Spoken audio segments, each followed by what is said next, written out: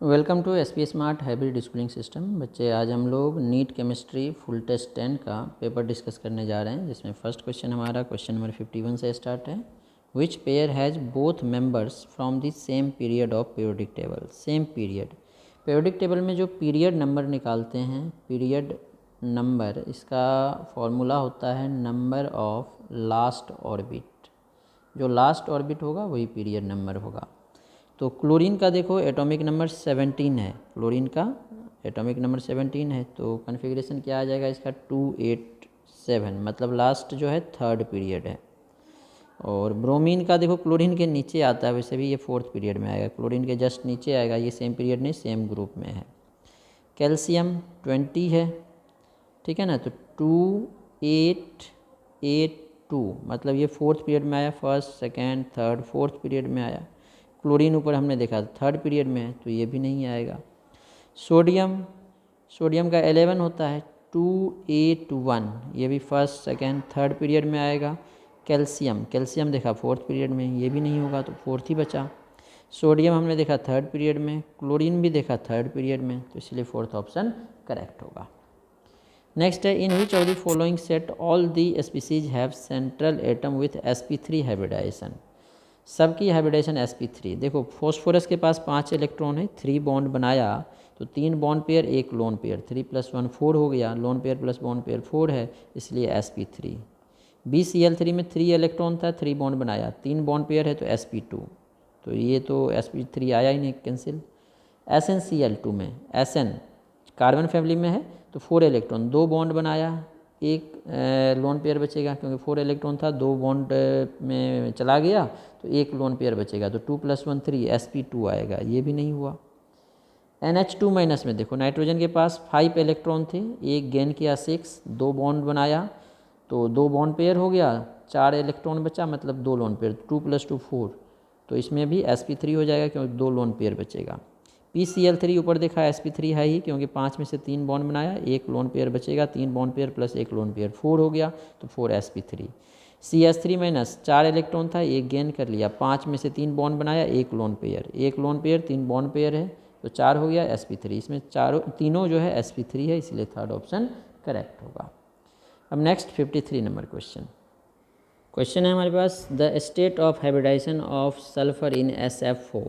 तो सल्फर के पास 6 इलेक्ट्रॉन है और 4 इलेक्ट्रॉन लेके फ्लोरीन, क्योंकि फ्लोरीन एक एक इलेक्ट्रॉन शेयर करेगा तो 4 बॉन्ड बनाएगा, तो 4 इलेक्ट्रॉन शेयरिंग में चला गया, एक लोन पेयर बचेगा, तो 4 बॉन्ड पेयर एक लोन पेयर 5 हो गया, तो एक S 3 P 4 हो गया, एक D आएगा, sp3d होगा, तो sp3d एक ही ऑप्शन है, तो यही करेक्ट होगा। अब sp3d का जो स्ट्रक्चर होना चाहिए, ये ट्राइगोनल बाय पिरामिडल होना चाहिए, ट्राइगोनल बाय पिरामिडल, पिरामिडल, लेकिन इसका शेप ऐसा नहीं होगा क्योंकि लोन पेयर है, इसमें VSEPR थ्योरी लगेगा, बेंट रूल लगता है sp3d में। Lone pair always goes to equatorial position, एक ही लोन पेयर है तो एक इक्वेटोरियल पोजीशन, 2 इक्वेटोरियल पोजीशन बच गया, तो यहाँ पे फ्लोरीन आएगा, XCl पे फ्लोरीन आएगा, तो इसका जो शेप होगा वो सीसॉ होगा, शेप इज सीसॉ, तो थर्ड ऑप्शन इसका करेक्ट है।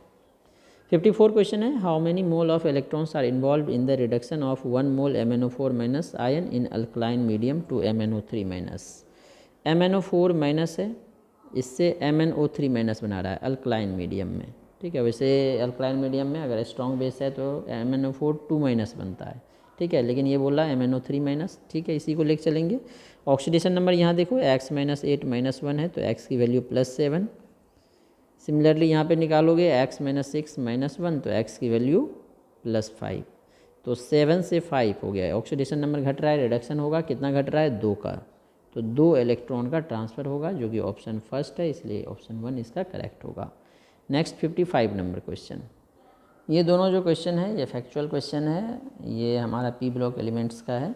तो which element does not exhibit allotropy, lead. Carbon family में लेड जो है एलोट्रॉप शो नहीं करता है, सबसे ज़्यादा एलोट्रॉप कार्बन का होता है, ऊपर से नीचे आने पे एलोट्रॉप्स की टेंडेंसी कम हो जाती है, एलोट्रॉपी कम हो जाती है, तो सबसे नीचे लेड इसकी सबसे कम या नहीं ही होता है, ये एग्जिबिट नहीं करता है allotrope. Which of the following is not used, which of the following is use, not नहीं है, is use for making optical instrument. Optical instrument हम लोग जनरली ग्लास का बनाता है जो कि सिलिका से बना होता है, सिलिका या सिलिकेट होता है, तो सिलिकेट ऑप्शन नहीं है, सिलिका लेंगे हम लोग, फर्स्ट ऑप्शन करेक्ट हो। ऑप्टिकल इंस्ट्रूमेंट बनाने के लिए हम लोग सिलिका का यूज करेंगे। नेक्स्ट हम लोग 56 नंबर क्वेश्चन लेते हैं, सॉरी 56 हमने ऊपर डिस्कस कर लिया है। 57, विच of the following halogen exhibit only oxidation state in its compound. पूछ रहा है ओनली ऑक्सीडेशन स्टेट, सिर्फ एक ही ऑक्सीडेशन स्टेट जो अपने कंपाउंड में एग्जिबिट करेगा, वो एक ही एलिमेंट है हमारा फ्लोरीन, क्योंकि फ्लोरीन अपने कंपाउंड में ओनली -1, तो ये कंपाउंड की बात कर रहा है और फ्री स्टेट में 0 होता है। कंपाउंड में फ्लोरीन का हमेशा -1 होता है क्योंकि ये एक ही बॉन्ड बनाता है और इसकी इलेक्ट्रोनेगेटिविटी सबसे ज़्यादा है, तो इसका -1 होता है। ठीक है, नेक्स्ट 58 देखते हैं। Covalency and oxidation state of nitrogen in N2O5 is respectively. Covalency देखो, N2O5 का स्ट्रक्चर पहले देखोगे, 2 नाइट्रोजन है, एक ऑक्सीजन तो बीच में आ जाएगा, ऑड है, और अब बच गए हमारे पास 4, तो एक डबल बॉन्ड बनाएगा और 2 1 3, एक लोन पेयर बचा जो कि कोऑर्डिनेट बॉन्ड बना लेगा, तो एक डबल बॉन्ड एक कोऑर्डिनेट बॉन्ड। कोवैलेंसी कितना हो गया, आप काउंट करो, 1 2 3 4, कोवैलेंसी 4 हो गया। ऑक्सीडेशन स्टेट निकाल लो, 2x - 10 = 0, 2x = +10, तो x की वैल्यू +5, तो 4 and +5, तो 4 and +5 सेकेंड ऑप्शन है, इसलिए इसका सेकेंड ऑप्शन करेक्ट होगा। अब नेक्स्ट 59 नंबर क्वेश्चन। अब देखो जो नेक्स्ट दोनों क्वेश्चन है ये डी ब्लॉक एलिमेंट्स का है। Which of the following pair of ions, दोनों का चेक करना है, are coloured in aqueous solution. तो कलर्ड कौन होगा, जिसमें डी ट्रांजिशन होगा, और डी ट्रांजिशन कब होगा, जब डी में अनपेयर्ड इलेक्ट्रॉन होंगे। D0 और D10 जो है वो कलरलेस होता है। तो Ni2+ देखो, निकेल क्या होता है, फेकोनी 28 होता है, तो 3D8 4S2 होना चाहिए। ठीक है, अब 2+ है तो क्या होगा, 3D8, डी में 8 इलेक्ट्रॉन्स है तो 2 अनपेयर्ड होगा, 2 3 4 5, 1 2 3 4 5 6 7 8, ये दोनों अनपेयर्ड बचेगा तो ये कलर्ड होगा। टाइटेनियम का होता है 24, ठीक है, तो 3D4 4S2, 2 इलेक्ट्रॉन निकालेंगे टाइटेनियम 2+ में, तो क्या हो जाएगा 3D, 2 यहाँ से 2 यहाँ से 3D2। अब डी में 5 ऑर्बिटल है, 2 इलेक्ट्रॉन है तो दोनों अनपेयर्ड है, इसलिए ये भी कलर्ड शो करेगा, तो ये तो आंसर हो गया। अब इसमें देखो स्कैंडियम है, स्कैंडियम का क्या होता है 21, तो 3D1 4S2, 3+ है तो 3D0 हो गया, D0 है इसीलिए DD ट्रांजिशन नहीं होगा तो कलरलेस, तो आंसर नहीं। इसके में भी स्कैंडियम, इसमें भी स्कैंडियम तो कलरलेस है 3+ वाला। The element having highest second ionisation enthalpy in 3D series, second की बात कर रहा है, फर्स्ट की नहीं, मतलब एक इलेक्ट्रॉन निकालने के बाद जो इलेक्ट्रॉनिक कन्फिग्रेशन होगा वो ज़्यादा होना चाहिए। क्रोमियम क्या होता है 3D5 4S1, एक इलेक्ट्रॉन निकालेंगे तो क्रोमियम प्लस का क्या हो जाएगा 3D5, हाफ फिल्ड होने के कारण इसकी जो है सेकेंड आयनाइजेशन एंथैल्पी ज़्यादा होगा। अब जिंक का अगर कोई रहता जिंक में भी तो 4S1 बचेगा, सबसे ज़्यादा क्रोमियम का ही होगा सेकेंड, क्योंकि 3D5 हाफ फिल्ड हो गया। ठीक है, कॉपर का हो सकता था क्योंकि 3D10 हो जाएगा, कॉपर कोई ऑप्शन नहीं दिया है, वो फुल फिल्ड है, ये हाफ फिल्ड फुल फिल्ड की स्टेबिलिटी ज़्यादा है, इसलिए क्रोमियम का सेकेंड आयनाइजेशन एंथैल्पी इस चारों में से ज़्यादा होगा। नेक्स्ट 61 नंबर क्वेश्चन देखते हैं हम लोग। 61 नंबर क्वेश्चन है, the magnetic moment of complex given below are in the order. Magnetic moment के इंक्रीजिंग ऑर्डर में अरेंज या डिक्रीजिंग ऑर्डर में अरेंज करने हैं। ठीक है, इंक्रीजिंग डिक्रीजिंग दोनों में ऑप्शन है। ठीक है, तो हमारे पास मैग्नेटिक मोमेंट का फॉर्मूला होता है, magnetic moment =√n × n+2 bore magnetron. n है नंबर ऑफ अनपेयर्ड इलेक्ट्रॉन, तो जिसका n ज़्यादा होगा उसका मैग्नेटिक मोमेंट ज़्यादा होगा। n मतलब अनपेयर्ड इलेक्ट्रॉन, तो जिसमें अनपेयर्ड इलेक्ट्रॉन ज़्यादा होगा उसका मैग्नेटिक मोमेंट ज़्यादा। तो इसमें मैग्नेटिक मोमेंट पूरा कैलकुलेट करने की ज़रूरत नहीं है, हम लोग ओनली अनपेयर्ड इलेक्ट्रॉन देखेंगे। तो निकेल का जो कन्फिग्रेशन होता है 28 एटॉमिक नंबर है, तो क्या होता है 3D8 4S2। अब जो कार्बन मोनोऑक्साइड है ये वेरी स्ट्रॉन्ग फील्ड लिगेंड है, इसीलिए इलेक्ट्रॉन को पेयर्ड कर देगा 3D10 मतलब अनपेयर्ड इलेक्ट्रॉन 0 हो गया। ठीक है, मैग्नीज VCr में मैग्नीज का होता है Cr का होता है 24, इसके बाद 25 होगा 3D5 4S2। ठीक है, मैग्नीज का। अब इसमें ऑक्सीडेशन नंबर निकालोगे, x -6 -4 +2 होगा, तो मैग्नीज का +2 में क्या हो जाएगा 3d5, क्योंकि 2 S से इलेक्ट्रॉन निकल जाएगा। अब 5 इलेक्ट्रॉन है, साइनाइड स्ट्रॉन्ग फील्ड लिगेंड है, cyanide is strong field ligand, इसीलिए पेयरिंग कर देगा। तो एक डी में देखो 3 T2G और EG करके बता देता हूँ, ठीक है। T2G नीचे आएगा, EG ऊपर जाएगा, क्योंकि 6 लिगेंड है। तो 5 है, 1 2 3 4 5, एक ही अनपेयर्ड बचेगा। अब क्रोमियम NH3 6 3+, क्रोमियम के पास 24 एटॉमिक नंबर है, तो 3d5 4s1 होता है। एक्सेप्शनल कन्फिग्रेशन होने का ऑक्सीडेशन नंबर +3 आएगा, Cr3+, क्या आएगा, एक यहाँ से 2 यहाँ से, 3d3 होगा। 3d3 NH3 weak field ligand है, पेयरिंग नहीं करेगा। डी में 3 इलेक्ट्रॉन, तीनों अनपेयर्ड होगा। T2G में एक एक जाएगा। कोबाल्ट, इसमें भी x -6 -3 है, तो x की वैल्यू +3 आएगी। तो कोबाल्ट का होता है फेको 27, तो 3d7 4s2। अब कोबाल्ट पे 3+ है, 3+, तो क्या आ जाएगा 3d, 2 यहाँ से निकलेगा, एक यहाँ से, 3d6 आ जाएगा। 3d6 है, वीक फील्ड लिगेंड है, तो पेयरिंग नहीं होगा। 1 2 3 4 5, तो 1 2 3 4 5 6, 4 अनपेयर्ड बचेगा। तो ऑर्डर तो यही हो गया 0 1 3 4। तो सबसे पहला निकल का होगा 1, फिर 2, फिर 3, फिर 4, 1 2 3 4 सेकेंड ऑप्शन है, सेकेंड ऑप्शन करेक्ट होगा। क्वेश्चन नंबर 62 है, which is an acidic hydrocarbon. Acidic hydrocarbon, देखो हाइड्रोकार्बन मतलब कार्बन की इलेक्ट्रोनिगेटिविटी पे डिपेंड करेगा। इलेक्ट्रोनिगेटिविटी ज़्यादा तो एसिडिक नेचर ज़्यादा, और इलेक्ट्रोनिगेटिविटी डिपेंड करता है परसेंटेज एस कैरेक्टर पे। तो परसेंटेज एस कैरेक्टर सबसे ज़्यादा होता है sp का, उससे कम sp2 का, फिर sp3 का। तो इसमें सारे sp3 है, इसमें 2 sp है, इसमें भी 2 sp है, इसमें sp2 है, चारों sp2 है। तो सबसे ज़्यादा किसका होगा sp का, तो पहला और फोर्थ तो कैंसिल हो गया। अब देखो इसमें sp के साथ कोई हाइड्रोजन ही नहीं है, तो ये दोनों तो होगा नहीं, क्योंकि ये तीनों तो इस कार्बन के साथ है, sp3 के साथ, इधर भी sp3 के साथ, तो ये भी नहीं होगा, यही होगा, क्योंकि यहाँ पे देखो sp हाइब्रिडाइज्ड के साथ हाइड्रोजन है, इसलिए ये जो है एसिडिक हाइड्रोकार्बन होगा। नेक्स्ट 63 नंबर क्वेश्चन देखते हैं। देखो आइसोमेरिज्म टॉपिक का है, maximum number of possible optical isomers in 1 bromo 2 methyl cyclobutane. Cyclobutane मतलब 4 कार्बन का रिंग होगा। फर्स्ट मान लेते यही किसी का है, 1 पे ब्रोमो है और 2 पे मिथाइल है। तो इसमें कायरल सेंटर देखो कितने हैं, कायरल सेंटर एक, तो ये कायरल सेंटर हो गया, क्योंकि एक ब्रोमीन है, एक हाइड्रोजन है, इधर वाले ग्रुप डिफरेंट है, इधर वाले अलग है। दूसरा कायरल सेंटर ये होगा, क्योंकि एक मिथाइल है, एक हाइड्रोजन है, ऊपर वाला ग्रुप अलग, लेफ्ट वाला अलग है।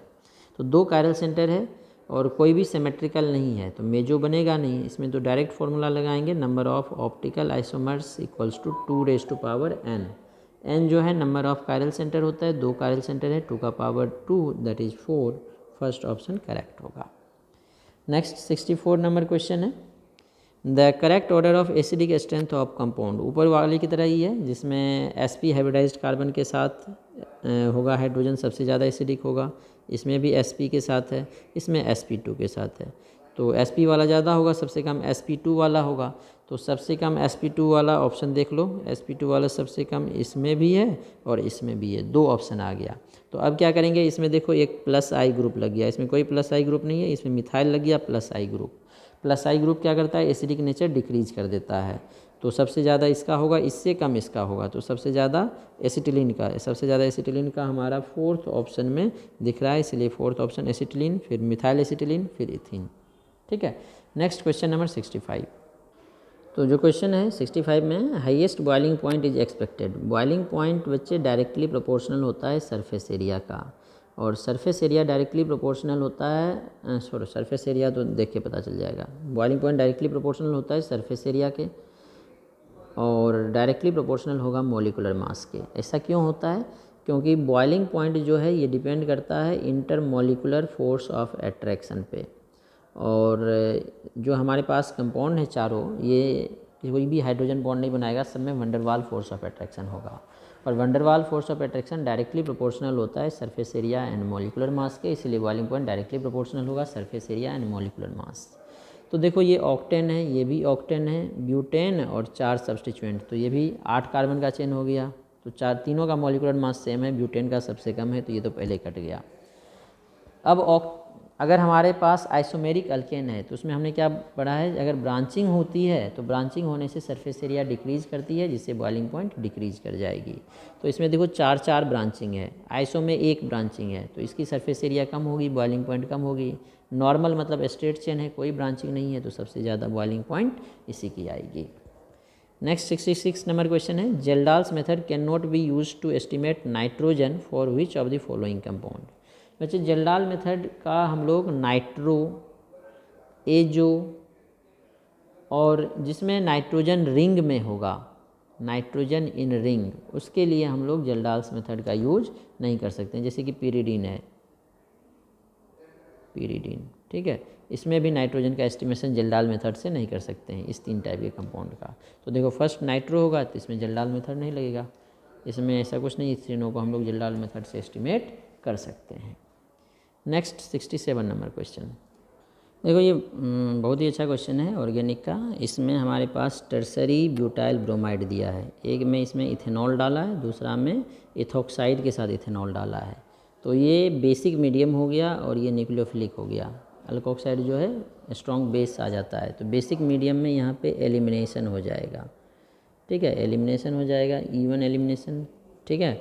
और यहाँ पे जो है SN1 सब्सटीट्यूशन हो जाएगा, क्योंकि यहाँ पे न्यूक्लियोफिलिसिटी ज़्यादा होगी, तो सब्सटीट्यूशन होगा तो पहले SN1 होगा, कार्बोकेटाइन बनेगा, फिर ये O जो है इस पर अटैक कर देगा, ये H+, फिर Br- के साथ HBr निकालेगा, HBr बनेगा और O आ जाएगा इस कार्बन के साथ, तो टर्सरी के साथ ईथर, टर्सरी के साथ ईथर ये है। ये बोथ में तो नहीं बनेगा क्योंकि एलिमिनेशन होगा, दोनों में अल्कीन नहीं बनेगा क्योंकि एक में सब्सटीट्यूशन होगा, एक ईथर बनेगा। अब एलिमिनेशन होगा तो अल्कीन बनेगा, ईथर और अल्कीन, ए जो है ईथर, बी जो है अल्कीन, थर्ड ऑप्शन करेक्ट। क्योंकि इसमें सिर्फ अल्कोहल डालें तो सब्सटीट्यूशन हो जाएगा SN1, और इसमें स्ट्रॉन्ग बेस डाल दिए इसलिए एलिमिनेशन हो जाएगा, तो सब्सटीट्यूशन से ईथर, एलिमिनेशन से अल्कीन। नेक्स्ट 68 नंबर क्वेश्चन, तो 68 नंबर क्वेश्चन में सीरीज ऑफ रिएक्शन हमें गिवन है। तो फर्स्ट में अल्कोहल में PI3 डालें, तो PI3 क्या करता है, आयोडीन OH को रिप्लेस कर देगा, तो आयोडीन OH को रिप्लेस करेगा तो क्या होगा, CH3I बन जाएगा, तो X हो गया CH3I। अब इसमें KCN डालेंगे अल्कोहलिक मीडियम में, तो अगर नहीं भी दिया है तो हम लोग अल्कोहलिक ही मानेंगे, तो अल्कोहलिक KCN डालने से CN जो है आयोडीन को रिप्लेस कर देगा, तो CH3CN। अब इसका हाइड्रोलाइसिस किया है, कंप्लीट पार्सल कुछ नहीं बोला है, तो हम लोग कंप्लीट हाइड्रोलाइसिस करेंगे। कंप्लीट हाइड्रोलाइसिस करने से साइनाइड कार्बोक्जिलिक एसिड में कन्वर्ट हो जाता है, तो CH3COOH बना लेगा। तो ये वाला ऑप्शन देखो कौन सा है, 4, इसीलिए 4th ऑप्शन इसका करेक्ट होगा। अब नेक्स्ट 69 नंबर क्वेश्चन देखते हैं। देखो ये कार्बोक्जिलिक एसिड का क्वेश्चन है, KMNO4H+ के साथ। KMNO4 स्ट्रॉन्ग ऑक्सीडाइजिंग एजेंट है, इसीलिए प्राइमरी अल्कोहल को पहले एल्डिहाइड बनाएगा, KMNO4 प्राइमरी अल्कोहल एल्डिहाइड देगा, और aldehyde further oxidise to carboxylic acid, carboxylic acid. और जो सेकेंडरी अल्कोहल होगा ये कीटोन देगा, टर्सरी अल्कोहल के साथ रिएक्शन इसका नहीं होगा, टर्सरी के साथ नो रिएक्शन, ठीक है। तो देखो ये प्राइमरी अल्कोहल है तो यहाँ कार्बोक्जिलिक एसिड, ये सेकेंडरी है तो यहाँ कीटोन, ये टर्सरी है तो ये ऐसे बचेगा। तो इसका प्रोडक्ट क्या बन जाएगा, ये हमारा साइक्लोहेक्सेन है, इसके साथ एक और साइक्लोहेक्सेन है, ये CH2OH कार्बोक्जिलिक एसिड में कन्वर्ट हो जाएगा, ये डबल बॉन्ड O में कन्वर्ट हो जाएगा, ये टर्सरी है तो इसमें कोई चेंज नहीं आएगा, तो ये प्रोडक्ट बनाएगा। ये प्रोडक्ट हमारा सेकंड ऑप्शन है, तो सेकंड ऑप्शन करेक्ट।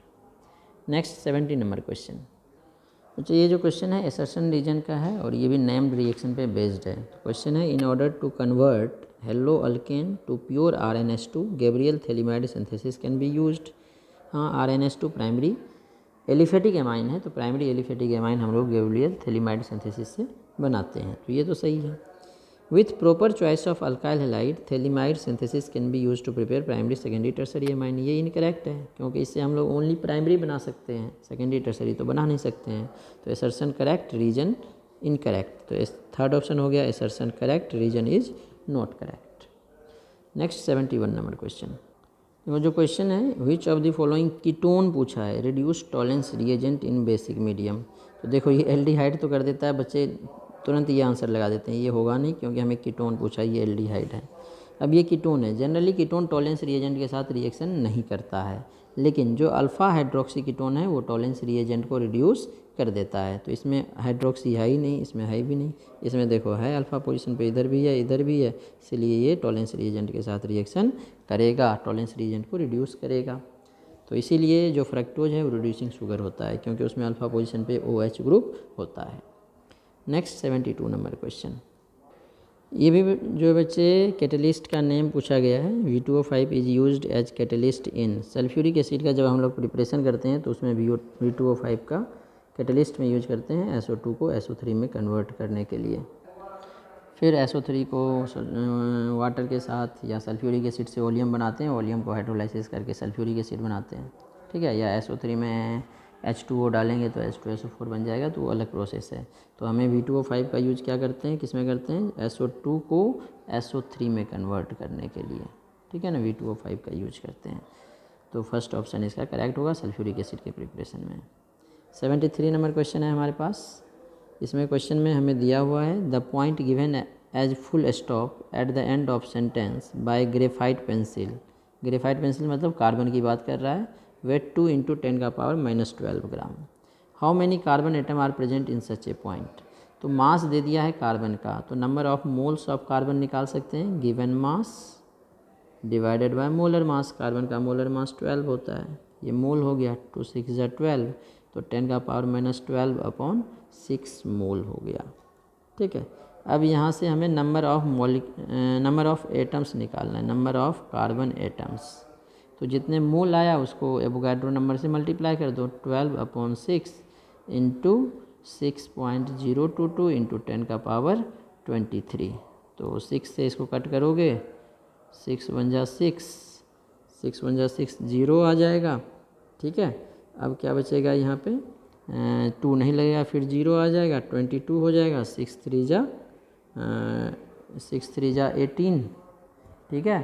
तो 4 बचेगा 40, ठीक है ना, 40 बचेगा, 6 × 36, मतलब आगे वाला कुछ दिया ही नहीं है, 46 आ जाएगा, 6 × 36, 4 40, 6 आते ही रहेगा। तो क्या होगा, 1.0036 10⁻12 + 23 11 हो जाएगा। तो 11 वाला ऑप्शन देखो, 10 12 मैंने ये रहा 1.004, तो राउंड फिगर कर दिया, 6 है तो इसको 4 लिख सकते हैं, 10⁻11, ठीक है। अब नेक्स्ट 74 नंबर क्वेश्चन देखते हैं। क्वेश्चन है हमारे पास, energy of hydrogen atom in ground state is इतना इलेक्ट्रॉन वोल्ट। तो hence the energy in second excited state. Second excited state का मतलब थर्ड ऑर्बिट में हमें पूछा गया है, ग्राउंड स्टेट का दिया है। एनर्जी का फॉर्मूला होता है -13.6 इंटू Z²/n² इलेक्ट्रॉन वोल्ट में, ठीक है। तो अब हमें दे दिया है तो इसकी वैल्यू कांस्टेंट ले लेते हैं, En = -E0 Z²/n²। यहाँ से E0 की वैल्यू निकालते हैं। तो En हमारा फर्स्ट ऑर्बिट का दिया है, ग्राउंड स्टेट मतलब first orbit, -13.6 = -E0 into Z², hydrogen के लिए 1, फर्स्ट ऑर्बिट के लिए N1, तो 1 हो गया, ये माइनस माइनस कैंसिल, E0 की वैल्यू आ जाएगी 13.6। अब हमें थर्ड ऑर्बिट का निकालना है, तो E3 = क्या होगा, माइनस E0 की वैल्यू 13.6 आई इंटू Z² हाइड्रोजन के लिए 1/3², तो -13.6, 1 का स्क्वायर 1, 3 का स्क्वायर 9 इलेक्ट्रॉन वोल्ट में आएगा। अब इसको सॉल्व करोगे तो ये आ रहा है -1.51 इलेक्ट्रॉन वोल्ट। तो -1.51 इलेक्ट्रॉन वोल्ट थर्ड ऑप्शन है, इसीलिए इसका थर्ड ऑप्शन करेक्ट होगा। नेक्स्ट 75 नंबर क्वेश्चन देखते हैं। देखो ये थर्मोडाइनमिक्स का क्वेश्चन है। क्वेश्चन है how much heat is evolved, कितना हीट इवॉल्व होगा, 3.2 gram methane is burned and if the heat of combustion of methane दे दिया है -880 किलो जूल पर मोल। तो मीथेन का कम्बसन का मतलब है 1 मोल मीथेन को बर्न करना है ऑक्सीजन के साथ, 1 कार्बन है तो 1 CO2, 4 हाइड्रोजन है तो 2 वाटर, प्लस एनर्जी रिलीज होगा, और कितना एनर्जी रिलीज होगा, डेल्टा H की वैल्यू है -880 किलो जूल पर मोल, मतलब जैसे कम्बसन है तो 1 मोल के साथ ही होगा। अब 1 मोल मीथेन का मास 16 ग्राम, 16 ग्राम से कितना हीट रिलीज हो रहा है, -880, तो 1 ग्राम से कितना हीट रिलीज होगा, -880/16, हमारे पास क्या है 3.2 ग्राम मीथेन, तो इससे कितना हीट रिलीज होगा, -880/16 इंटू 3.2, ठीक है, तो इसको हटा दो, नीचे 10 आ जाएगा, 16 2 जा 32, 0 0 कैंसिल, -88। तो -88 होना चाहिए, सॉरी -88 नहीं, ये 2 भी बचा है, -88 इंटू 2 आना चाहिए किलो जूल में। तो -88 इंटू 2 कितना हो जाएगा, -176 किलो जूल। तो -176 किलो जूल थर्ड ऑप्शन है, इसलिए थर्ड ऑप्शन करेक्ट होगा। अब नेक्स्ट 76 क्वेश्चन से हम लोग नेक्स्ट वीडियो में देखेंगे।